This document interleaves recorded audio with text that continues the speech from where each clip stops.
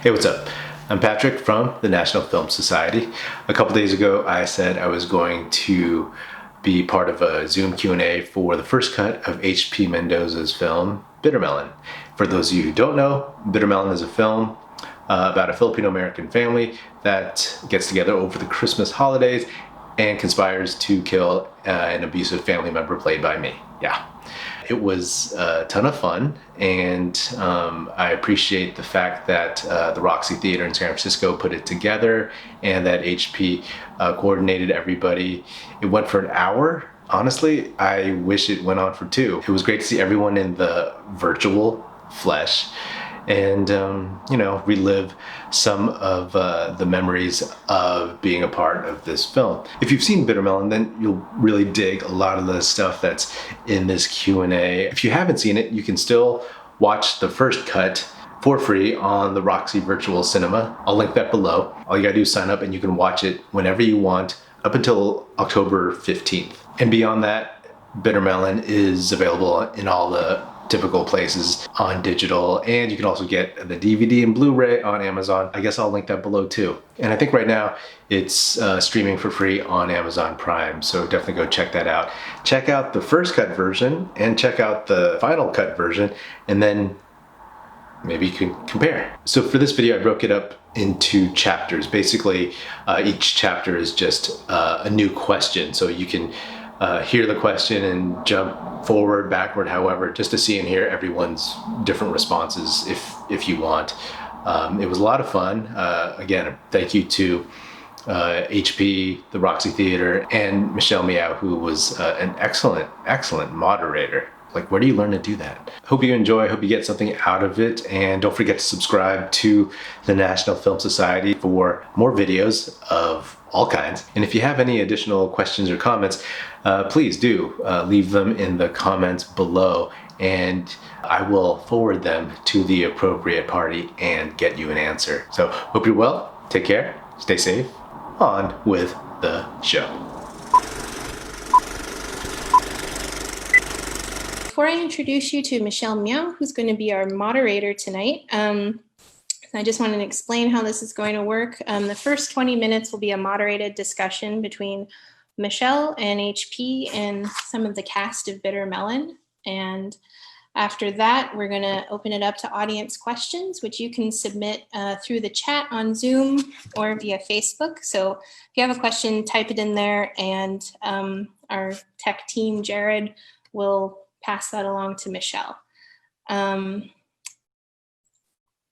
haven't done this before, so I'm slightly nervous. Sorry, everyone. Okay, so Michelle Meow, our moderator tonight, is the host of the Michelle Meow Show from the Commonwealth Club.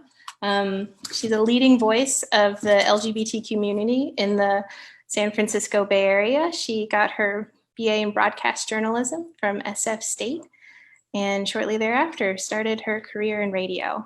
I am thrilled to hand the mic over to her because I'm getting all flushed. I'm so sorry. Okay, thank you. I'm done talking now. Thanks so much. Kelly, you rock. You're the bomb, bomb.com. Thank you so much for all of you for joining us tonight. And thank you to the Roxie, HP Mendoza for having me. This is super exciting. It's what an honor. And thanks to the Roxie for hosting this special screening, the first cut of Bitter Melon, and this moderated panel tonight. And yeah, get your questions ready and send them to us, as you'll get a chance to chat with the cast and HP, of course. So without further ado, let me just introduce to you who's here with us tonight. Of course, we have the very talented and one of my favorite filmmakers and people of the Bay Area, HP Mendoza. We also have Jon Norman Schneider, who plays Declan in Bitter Melon, Patrick Epino, who plays Troy, Brian Rivera, who plays Mo. I think we've got Theresa Navarro, who plays Shelley, should be joining us, and LA Renigen, who plays Tiva. So hey, everyone, what's going on? Hey, Michelle. That's a great intro. Oh, my work is done. I'm leaving now, so leave the rest. Yeah, so HP, I might be with ABS CBN on this, in which you had mentioned in the description that they actually preferred, the first cut rather than the final theatrical version. But I'll be honest with you, I think I loved it so much in this way where it split up into 5 acts, this tragic comedy that split up into 5 acts because COVID times, and I don't, I think it was like the camera shots, the angles, but most importantly, the delivery and performance of the actors that really made you feel like you were in the theater watching a live performance. Why don't we start with you just chatting a little bit about the journey going from first cut to the final version and what changes were made or what that was like? Yeah, well, it was it wasn't everyone at ABS or cinematographer. I think what happened was, it's even though there were so many executive producers and producers involved with this, it still was at its core a low budget film, and even though we had a major media conglomerate behind it, it was done through a smaller initiative that was dealing with American or Filipino American stories. So in that respect, it was also an independent film still, right? And still with so many people on board who were used to working within the confines of ABS-CBN, I think for the most part, people were just kind of searching amongst themselves for consensus. And I think, everybody really just wanted to make a movie, and I think it made sense that the safest time for some of the people to actually come up to me and say, "Hey, we kind of missed that cut," was when it was done. And by the way, I'm really excited with the way the new version came out, because there are a lot of things that the new version provides that this version doesn't even have. And I think we all know what those scenes and sounds and tones are. I think really what happened was Bitter Melon is, for all intents and purposes, right now a very standard, efficient single act thriller, comedy thriller, and I'm actually really impressed with how it transformed from this first cut to that. But I do miss, I've always missed the sort of structure of this first cut.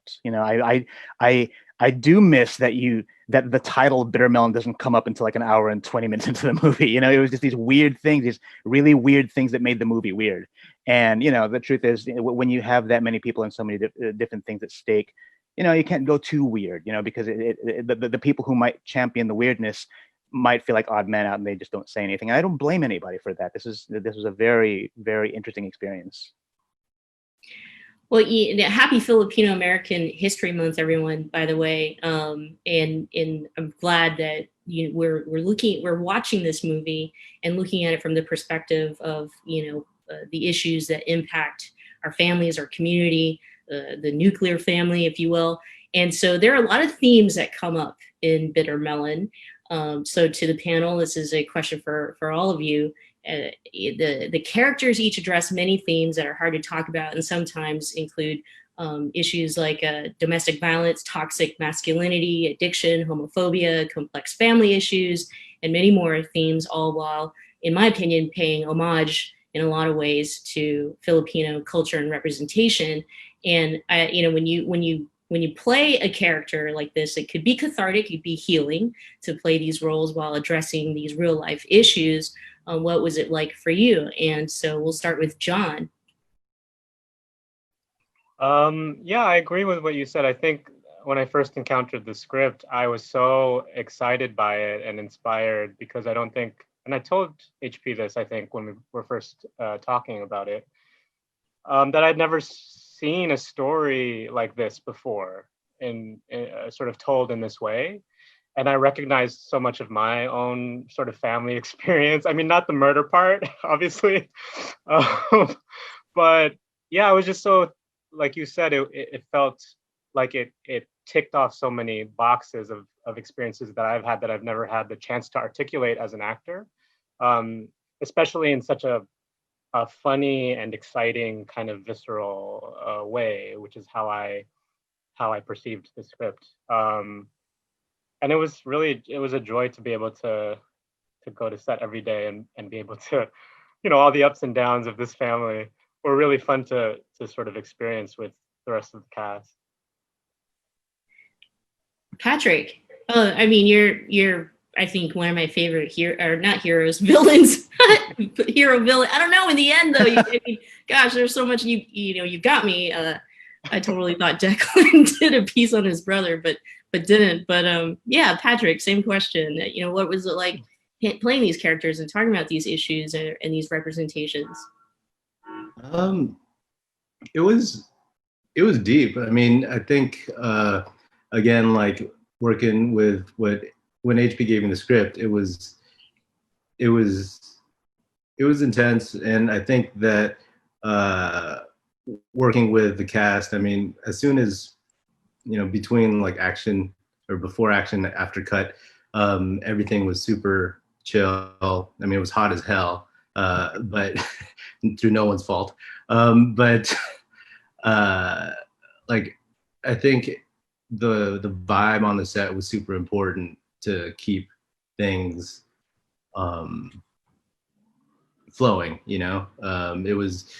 I had a ton of fun, and to be honest, just on paper, like Troy was a fun character to play because you could really just exhaust yourself doing like just going for it, yelling, being physical, and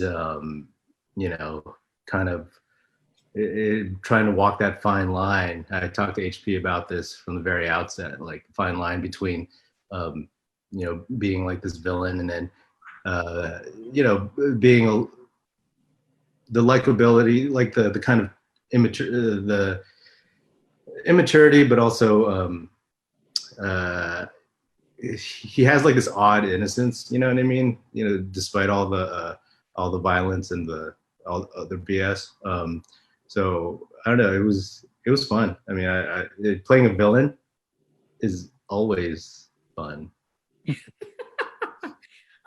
It was a different way of addressing, domestic violence, and we can talk a little bit later about that. Brian had mentioned some themes that came up, and so each of your characters really, I think, played a very specific role in addressing those themes. So, for example, Mo addressing addiction and overcoming that, and so the question I had really was about addressing these real life issues, representing them in Filipino culture. And families, and what that was like for you playing this character. Oh well, I guess on the outset, I was just glad that it wasn't that we weren't. The HB wrote a story that wasn't about some like cookie cutter, perfectly I don't know, white picket fencey kind of Asian American model minority kind of mythical family.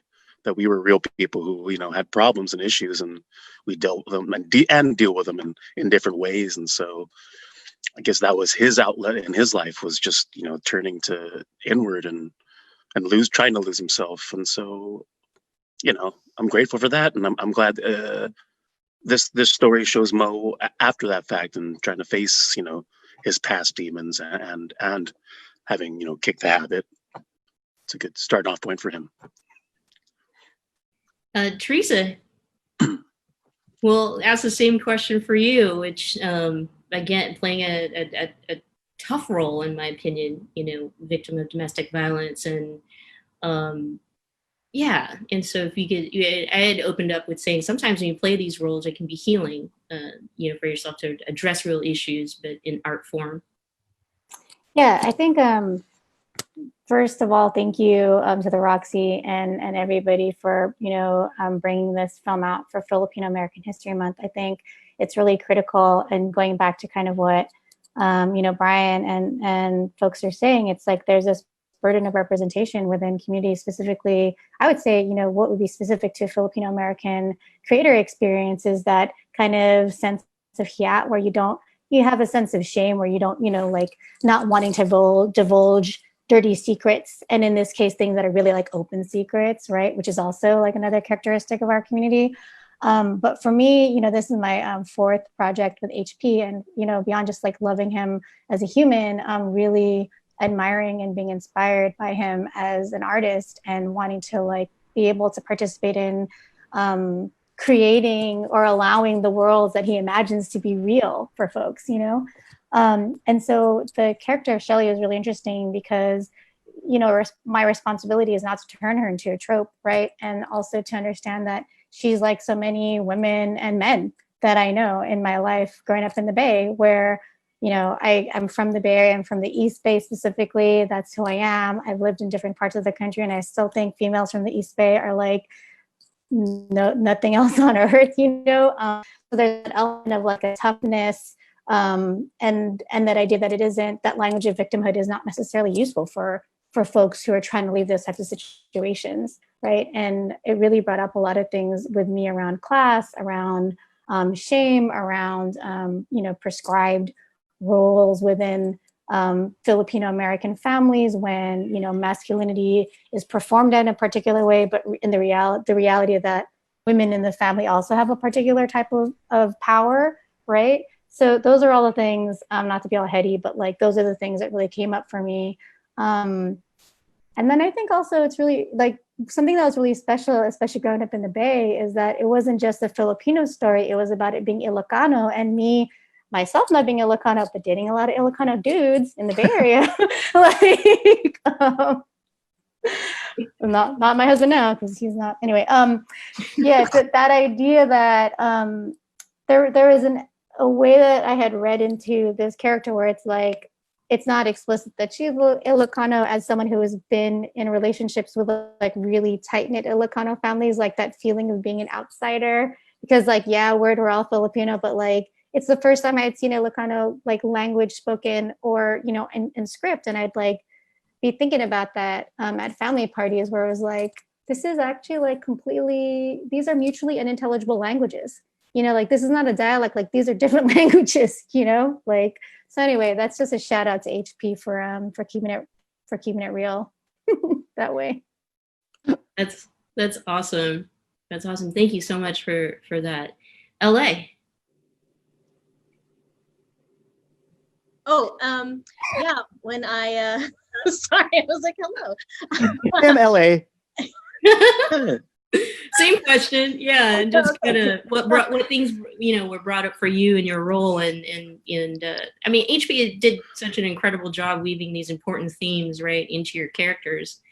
And so I was just wondering with each and every one of you kind of how, what was that journey like for you in playing these characters and what came up for you?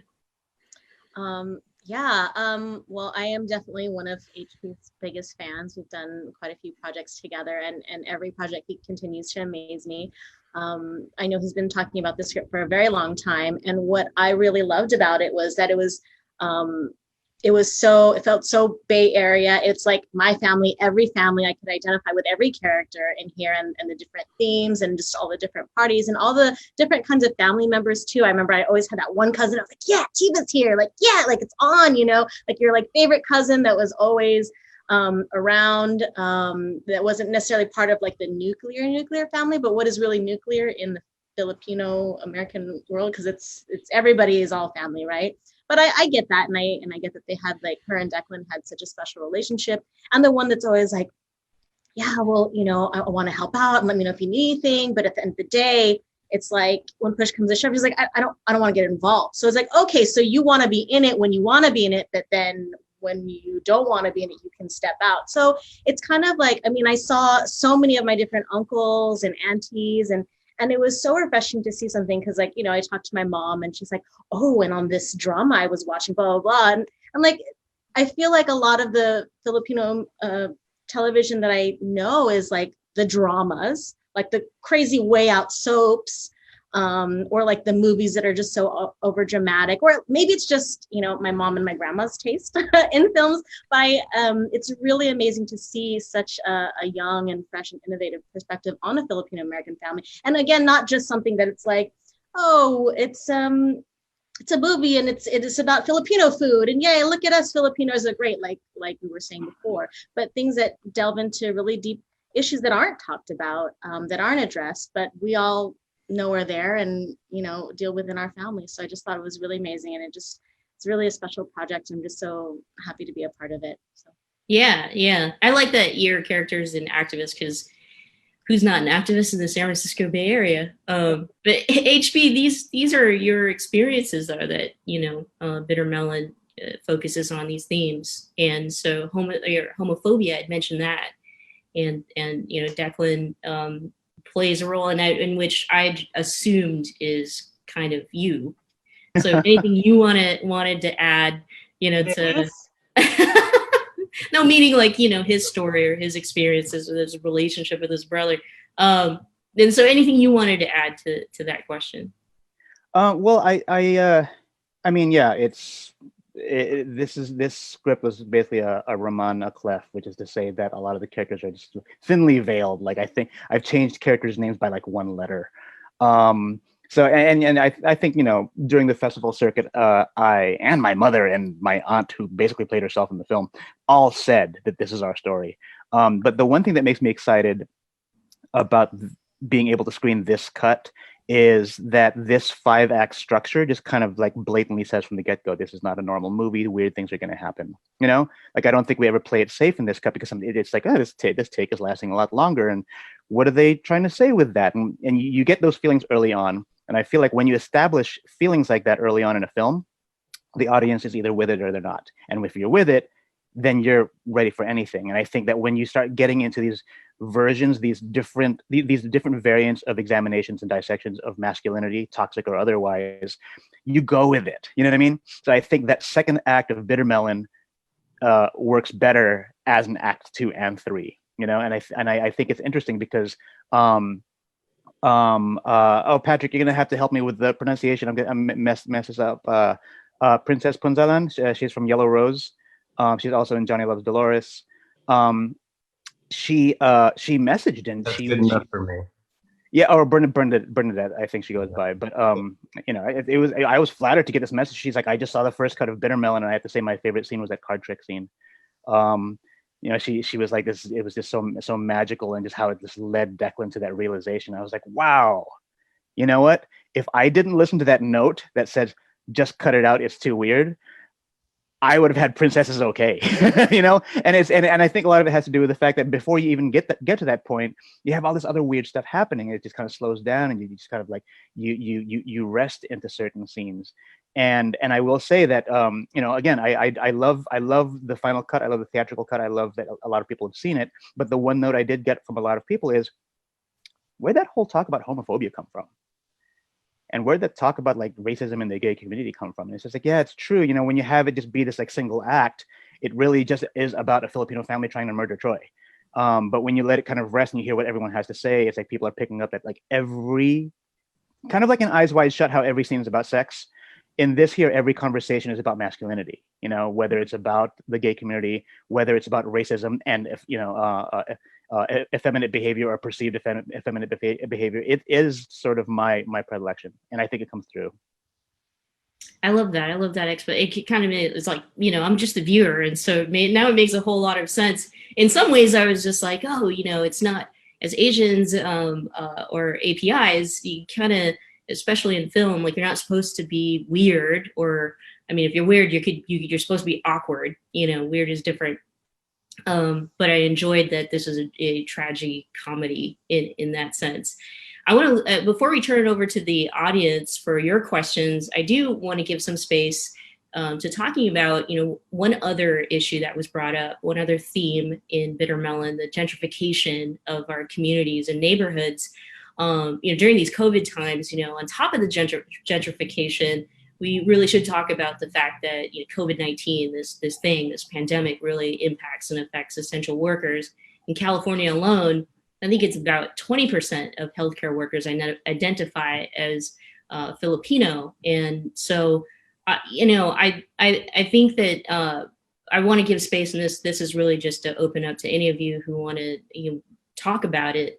But the fact is, I mean, you know, Filipinos make up a huge number of our workforce and our communities and our culture. And these issues that impact Black and Brown communities very much include Filipino families. Would anyone like to add to that? I'll kick it off with a very small thing. I want to give a shout out to Leroy David, who's a Filipino American artist here in the Bay Area. Not here, I'm in Maine right now, but back home in San Francisco in the Bay Area. He's every year around Filipino American History Month, he will do a dead-on sketch of Filipino American luminary or Filipino luminary, and like he'd do one every day. And I remember, you know, it was, you know, there would be some, you know, some sad ones in memoriam of, and, you know, for the most part, it was all celebration. And I noticed that this year, you know, this month hit, and I'm looking at like a sketch of someone who died from COVID. And then it made me think back to, and I think maybe almost everybody here in this podcast remembers Jerry Balasta, whose film The Mountain Thief celebrated its 10th anniversary this year, but he died from COVID-19 before we could even have the celebration or even get to talks about that. And I think from between that and seeing Leroy's posts, I just started going back through other posts and other tweets and noticing, it's like, yeah, it's interesting when I think about the people that I know who have died from COVID-19, ain't no white friends dead from it. And the majority of them are actually Filipino American. Yeah. I get sad when I see scenes from like certain bars or locations in the Mission, Excelsior, and it's just changed drastically, But the family structure is still there. There's still a lot of Filipino families. Any other comments? Okay, the very last question then before we turn it over to the audience is, okay, I'm an absolute Kai fan, and I grew up singing with my sisters. I mean, Sail Stay was like a thing. I mean, we waited on the radio for that to play. And so I'm just wondering, I mean, you all have to be Kai fans too, right? Like, Sure, of course. Patrick, can you actually sing their songs, or the whole? Oh, awesome. Well, let's turn it over to the audience before we come back to me. And so if you've got questions for the cast or HP, let us know. We have a question, HP, and it has to do with the responses that you've received regarding, First Cut and the different versions.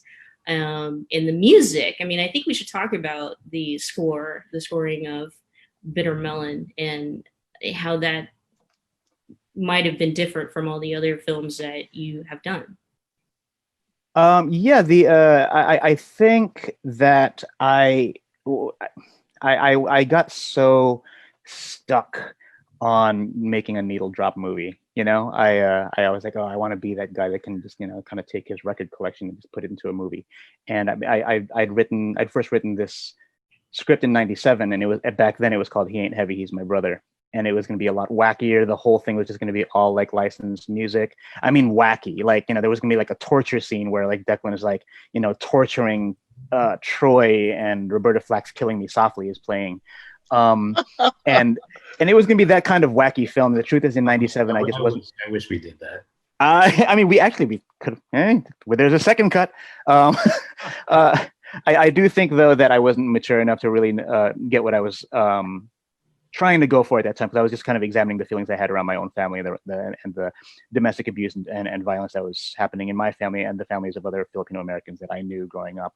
So, as I got older, it became Bitter Melon, but the thing that did stick were the song choices. Samba Pati by Santana was always going to be the song that played during that fateful night. I actually an earlier cut had like MC Light in this, Roughneck played in this, but like it was really just about like throwing all this music in that I wouldn't compose.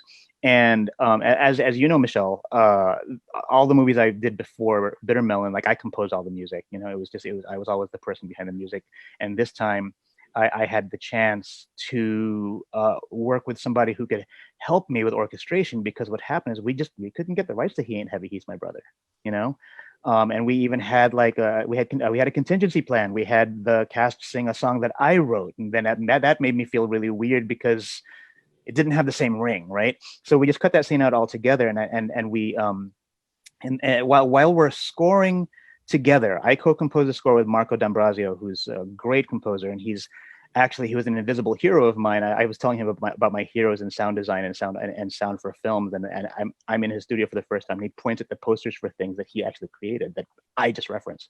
So it was great to work with him, but he was also aware that like things were up in the air because this was a very rapid post-production process, and we were trying to get the rights to He Ain't Heavy, He's My Brother, and like at the last minute we just didn't get it. So he was like, you got to come up with something.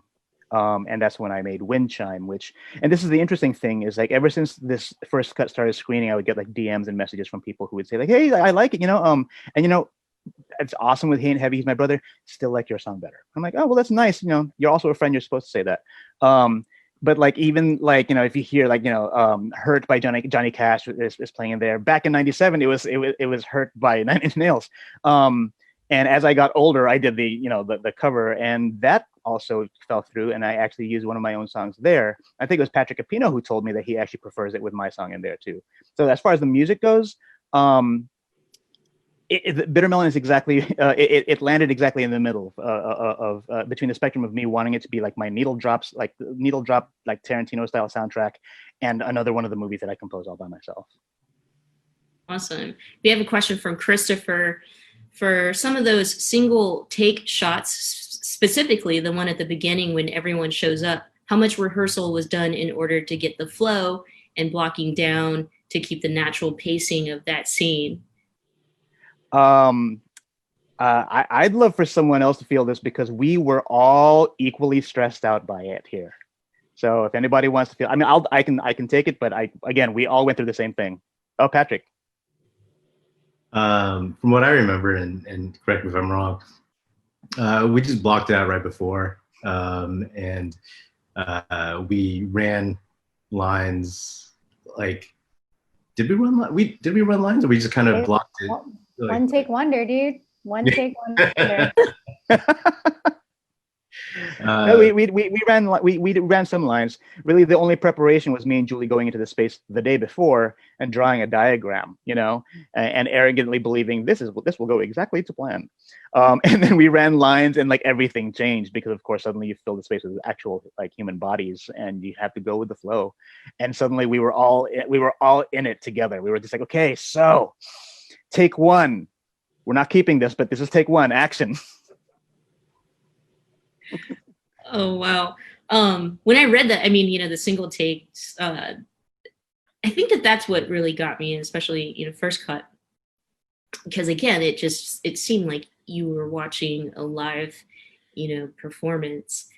We have another question from the audience, and this is about the title Bitter Melon. I mean, you had mentioned it before and kind of how it has changed, but this is more of a question of Bitter Melon itself and how that connects to your family. So I think anybody here on the panel, do you like bitter melon, eat bitter melon? Is it a staple dish in your family home? Hell no. No? Hell no. My mom used to cook it when I was younger, with like a little egg and some other stuff. And I would just sit at the table and not eat it. I would just like eat all the rice around it. And she was like, we're gonna sit here until you eat everything. And I would always just eat half of it and just like, that was it. I couldn't take the bitterness of the flavor. My palate has changed a little bit now that I'm older, so maybe I can revisit it. But when I was young, it was like absolute, I hated it. My aunt used to make it a lot when I was younger, and she cooked it with a little egg and I think a little bit of pork pieces, and I would just eat the egg around it. I actually like the flavor that it imparted to this scrambled egg, but when you actually ate the bitter melon, it was too sour. But actually, one day, Josephine, who is the mom, she made bitter melon for us one time at lunch, and she's like, I make bitter melon. And one of our producers, Michael, he was like, oh, that's great. I'm vegan. She's like, it's okay, just eat the melon. We're like, well, it's actually touching but that was really sweet of her to make it, and I had some, so. That was sweet. And then y'all left me. And then she was like staring at me. She's like, you eat.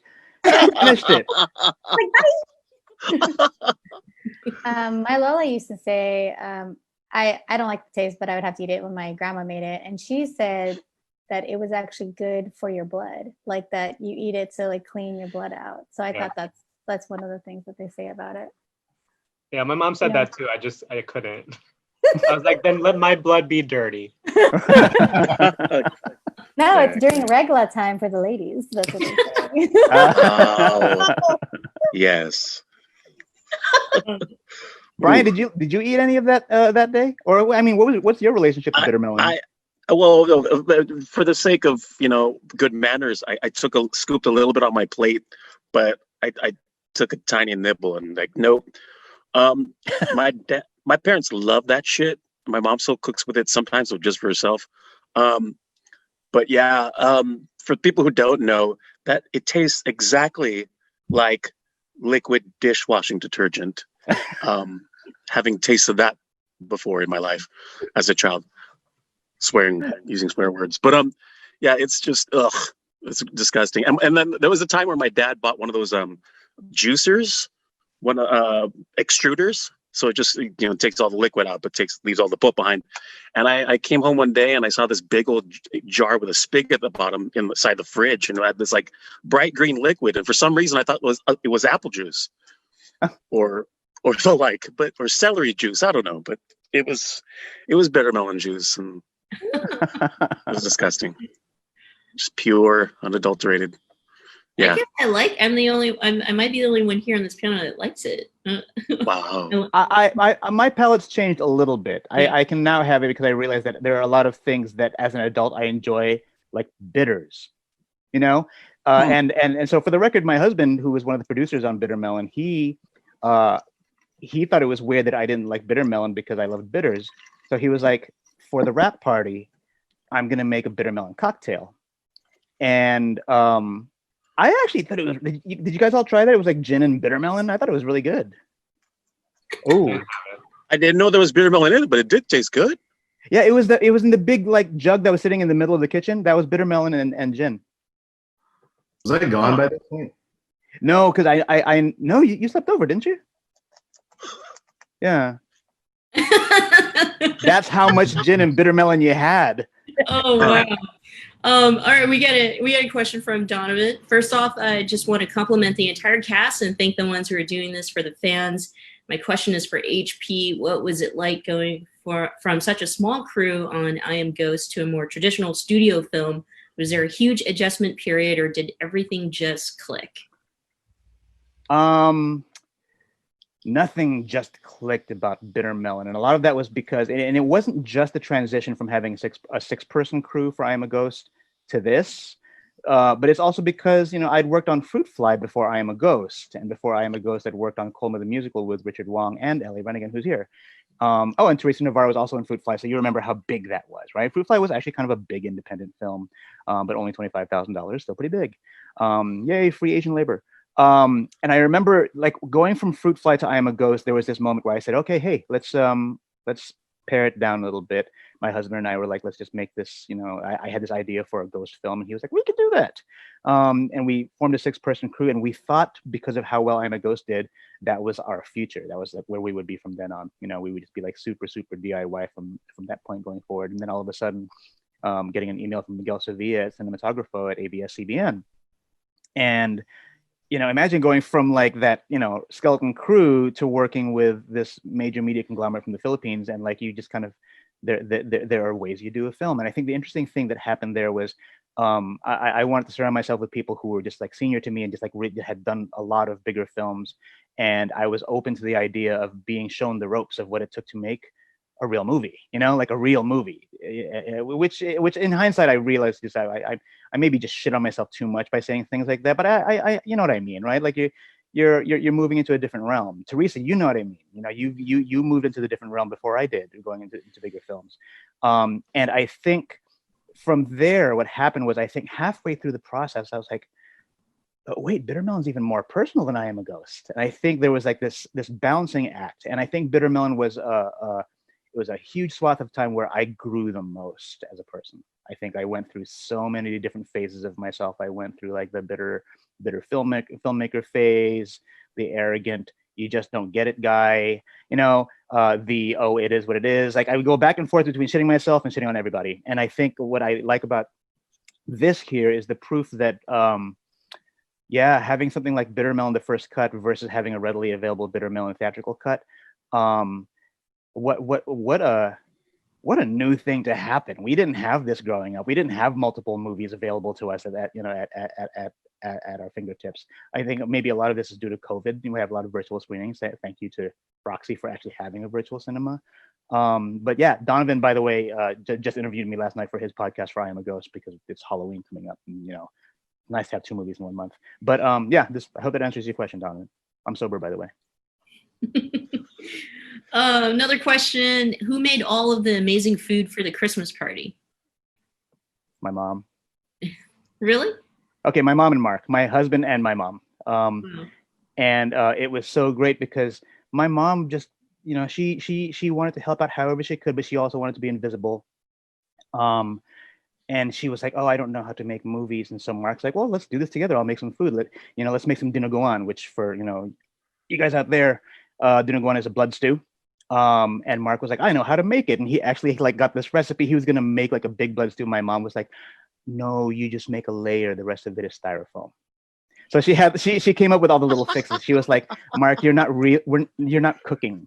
You just have to make it look like Filipino food. So while my mom did make it, she also was, she was sort of the fake food photographer. That's so cool. Another question, Patrick, what kind of preparation did you go through to get into this character? Troy was such a wild card that was both hilarious and in some way terrifying. I think I watched a lot of movie villains on YouTube.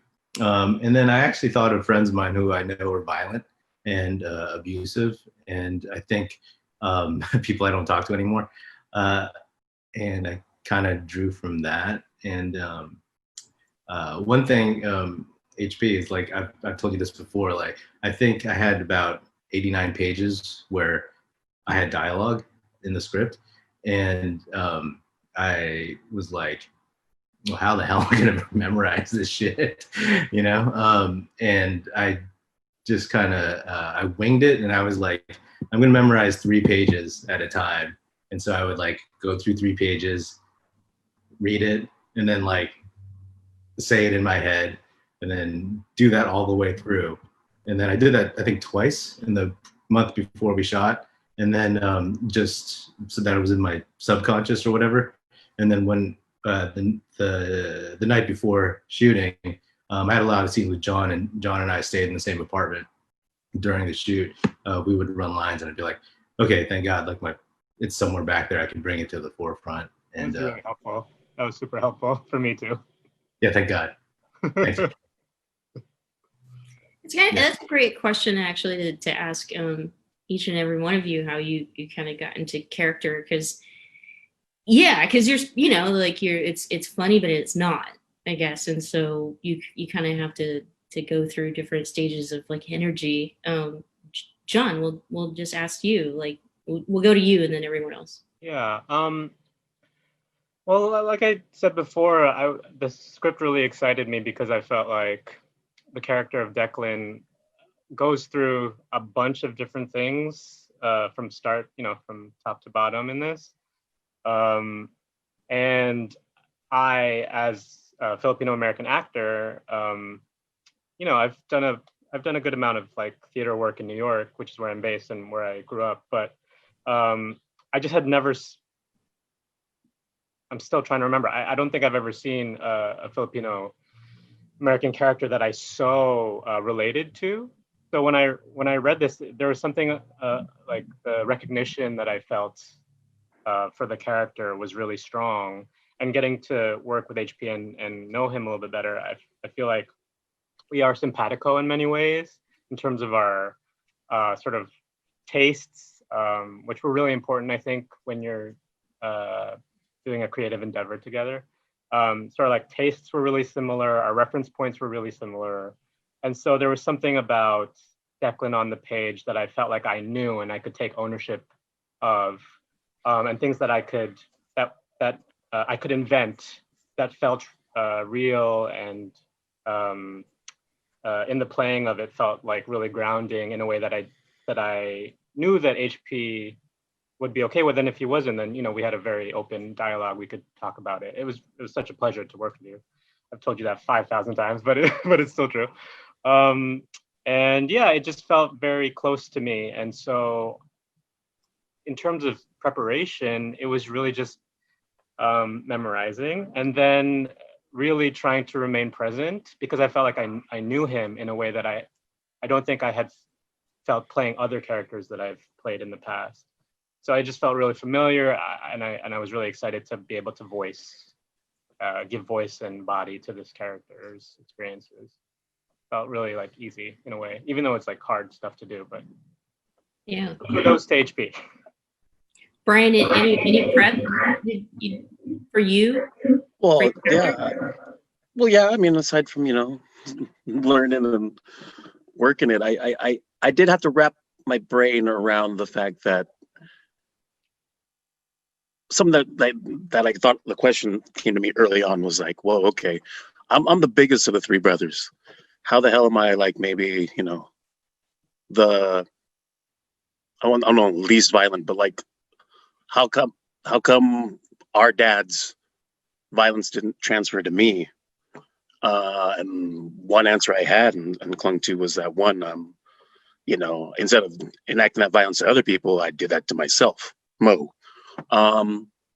But then also I thought of how I had to lean a lot on like my personal experience in life and how I was at an early age. I got asthma. I was very sickly.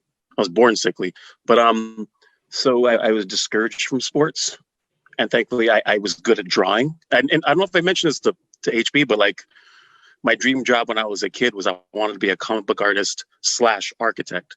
So I drew on my like my kid dreams of architecture for him, and so I just figured for Mo, it's just like aside from just not being present a lot once he got older, and got into drugs, hard drugs, that he was just more of a gentler soul, and he just kind of just leaned his head into like his little sketchbooks and did his thing and kept his head in the ground, so to speak. So yeah, just drawing on my life.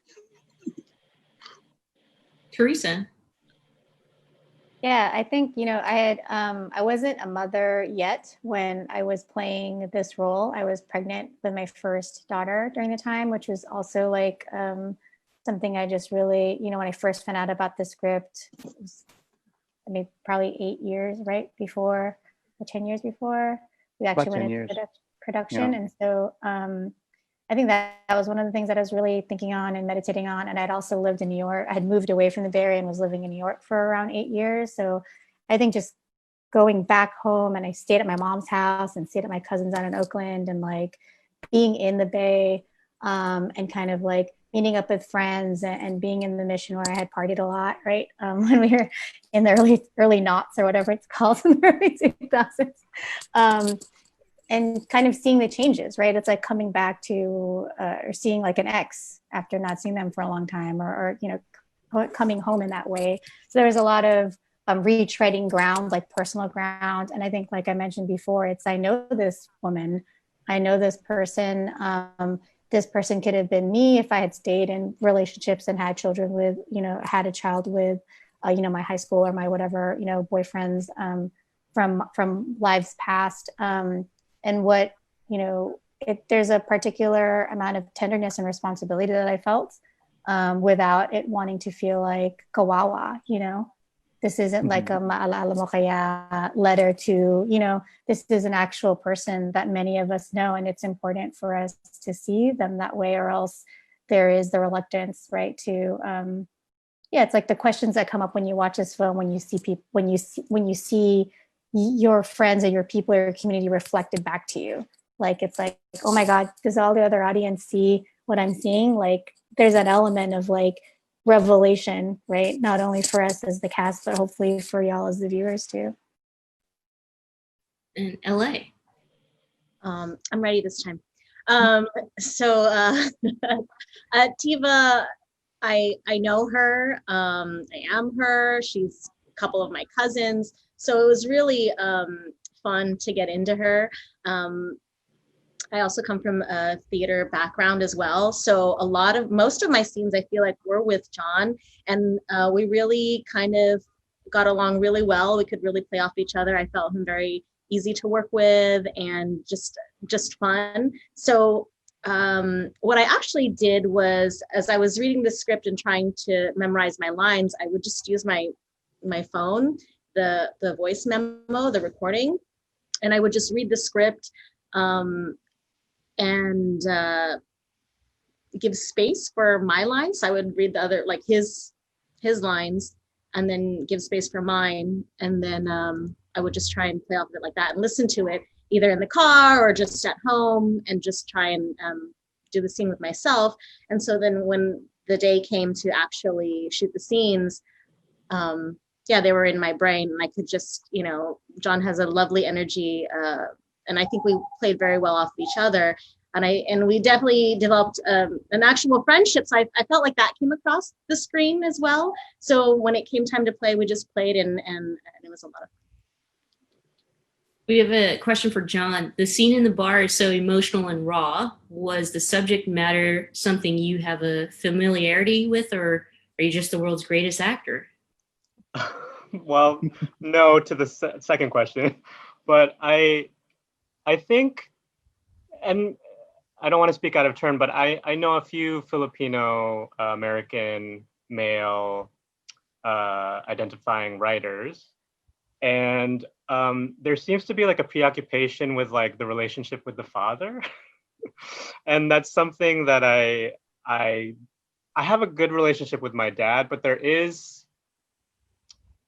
Let me try to find a way to answer this without incriminating myself. No, I have a fine relationship with my dad, but there is something about that scene that I really understood when I encountered it. And so, and actually it's such an incredible, I remember filming that scene so viscerally because it was that was, I guess what made it onto the thing was our first take. And they just let the camera roll a really long take. And that was like the thing that came out. And I think it was just because the circumstances of the world were so full by that point, because I guess we had shot that toward the end of the shoot. That was like the last day.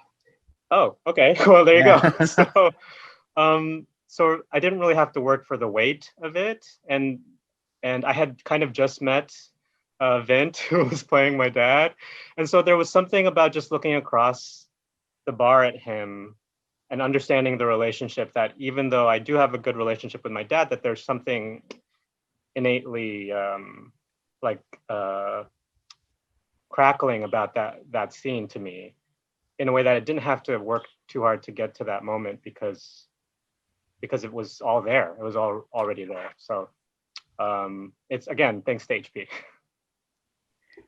And I just want to tack onto that, though. I mean, you can thank me all you want, but like that scene there, I'll never forget. Just take one, action. And I remember at the end of that shot, I forgot to yell cut. I think I talked to you about this, and I always think of that as a good thing. And I always tell, because I forgot to yell cut because I thought I was watching a movie. You know what I mean? And I always tell other filmmakers, I'm like, you keep getting more takes until it feels like a movie. It should, you don't say, oh, we'll make it feel like a movie in post. It should feel like a movie on the day right before you're up from very eyes, not even through the viewfinder. And in that moment, I was like, just kind of like, my head was cocked, and I was like, oh yeah, sorry. And I was like wiping my eyes. I'm like, yeah, cut. And we were all really moved by that, and that was the performance that made it. You like nailed it in the first take. I mean, all of you, yeah, such a, yes, thank you, HP, wonderful film and excellent storytelling. And I had mentioned it opened up the program talking about the performance and delivery of the cast. Really also made it truly exceptional and special. It's Filipino American History Month, and we're winding down on time, so we have enough for each of you to answer this final question. And the importance of making sure artists are supported and that they continue the work that they do so that we could tell our authentic stories. And I think that's why Bitter Melon will, whether it's the first cut or the final theatrical version, it's all going to be so special to so many of us because we can see ourselves, and these are stories that we know of because we're playing ourselves or we're playing people that we know. So the question really is about your last words to our communities and the importance of making sure that we tell our stories and how we can continue fostering and supporting folks to keep doing that. So we'll start with HP and then go around the block.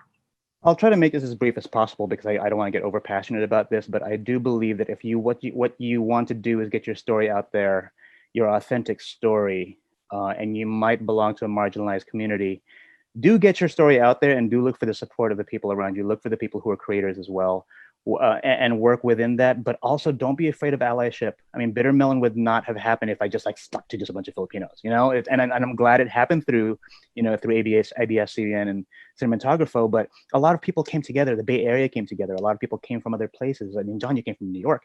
And I was just thinking recently about how as far as representation goes and getting your story out there and feeling empowered, we all kind of have to stand together. And I really feel like the Bitter Melon was a moment for me to kind of look at all the people, all the creatives in my life and say, this is the story I want to get out there. This would mean a lot to me. Please stand next to me. Brian. Ooh-wee. Okay. I mean, shoot, I don't know. I've been blessed that like during this horrible year, I've had like a couple or a few of theater companies that I've been a part of and been lucky to be a part of in my life, who we have been turned the artistic direction towards like radio plays and online podcasts. So I've been working my and working those creative juices. Yeah, so I want to do more, but I've been trying to now, take that next step and not just like be a participant, which I'm grateful for, but trying to do my own stuff. So I'm now trying to get together myself and my stuff to launch some Kickstarters or a Kickstarter to do some solo work. But like, it's so easy to put art on the back burner because in terms of the grand scope of our society or our earth, because people are just trying to live and not be homeless. But like, it doesn't maybe trite to say, but like a community without art is a community without a soul. And, we got to foster that while we're fostering, our Maslow's hierarchy of needs. So I hope we all can join together and do that. Patrick. Yeah, two quick points. I think that we always need to be vigilant about having artists be heard and independent artists be heard and new voices be heard, because like as we all know, Asian American cinema has been such a slog for my whole lifetime, and now you're starting to see some cracks and some mainstream stuff happen. But just because there's Asian American faces in the mainstream doesn't mean like all Asian American voices are being heard. And sometimes people forget about that and they're like, oh, great. Like Asian Americans are on the screen and like they're, I don't know, whatever people, if they're fighting against stereotypes, like, oh, that's fine. And that's great. And that's progress. But like, let's not forget, it's like, to me, it's going to be like an ongoing, battle forever, right? Like voices are always going to be marginalized and you always have to stand up for those voices. And secondly, and related to that, I think that kind of what HP was saying, like we have to support each other and other voices and from different demographics, no matter who, what. I mean, I'm not saying blindly accept and support work that you don't appreciate or think is worthy, but we have to know that we're all coming from the same place. And if you're just saying that like my perspective is worth hearing and not looking at somebody else who might be on the same level as you and saying like, well, that's not a part of what I'm talking about, then I'm not going to give that any shine. You have to be more cognizant. It's about a community and moving that forward, because no one's going to care about what you have to say as much as you, but you have to think about other people who are just in the same boat. And to Patrick's point, I just want to say right now, everybody check out Lingua Franca by Isabel Sandoval, discovered and distributed by Ava DuVernay through RA. Talk about community supporting other communities. That's exactly what I'm talking about. Fil-Am History Month this year is fucking lit. It is. And so we have some time for Jon, LA, and Theresa. So Jon, your final thoughts. Oh gosh. I mean, I co-sign everything that's been said and everything that will be said by our lovely ladies. But I just can't talk enough about how powerful and important representation is in the community. It was such an honor to be a part of this project because, again, I felt like I had never seen a story like this told in this way. And that was really powerful for me to even be aligned with. So, and I would just invite audiences to really, when stories that you are particularly interested or hungry for come out, to really come out and support with your dollars, your bodies, when we can go back into the world like normal people, if that ever happens. And with word of mouth, I feel like it's really important to, on our side, to keep telling these stories. And then it's on the other side, it's important for the audiences to grow so that everybody understands that these are worthwhile stories. LA.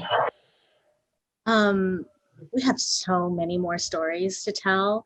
And 2 points. I remember when we were filming one of the family sequences, and Josephine, the mom, and Auntie Sor, the aunt, they were sitting there running lines in between takes. And I was just watching them, these two older women, Filipino, running their lines in Ilocano. And I was like, wow, that's so freaking cool right now that I'm watching them run their lines for this. And I was just in awe of the moment.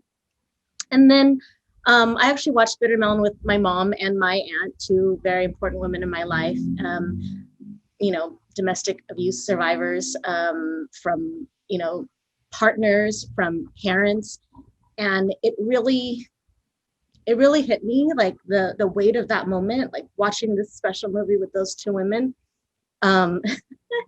And my aunt doesn't like Patrick because he threatened me in the movie, and my aunt got she's like, "Putang ina, I'm going to kill him." And so I love that she got so into it. And I just thought how wonderful that I got to share this movie with them too. Because I mean, what kind of movies, is my mom and my grandma watching? But something that's very personal and just that has so much heart, like that was I'll never forget that moment. And that's something I think everyone should be able to have. And it really brought us closer together as a family and as women. So. And finally, Theresa. Ooh, I think about this question all the time. This is the work that I do.